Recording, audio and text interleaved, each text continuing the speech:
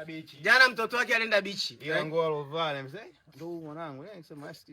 Hata kafila. Sina changu.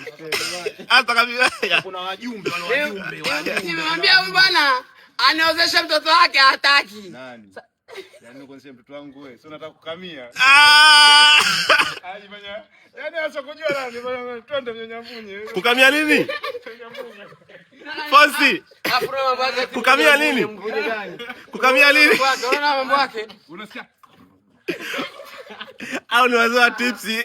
Babake, wewe unanipondea kwenye kamera. Ila bwana huyu mzee michezo jamani. Yaani sikiza wewe. Anaitwa mzee mifumo. Unaona mambo yake ananikamia kwenye kamera eh?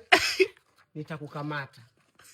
Sasa tukashoot jamani tutakupambana na Baba Deo. Ana mfumo wake mmoja huyo. Baba Deo. Ana mfumo wake mmoja. Chukua 5. Mfumo gani? Chukua 5. Mpegwala. Alafu ndo ile bye bye imeisha. Umekula?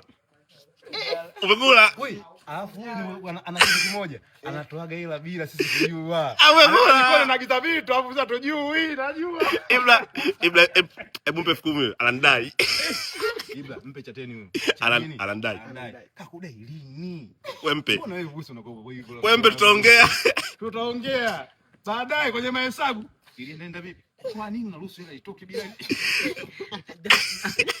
Ndugu zangu Dani Savini. Leo umenikaba baba. Mimi sawa nitakukamata.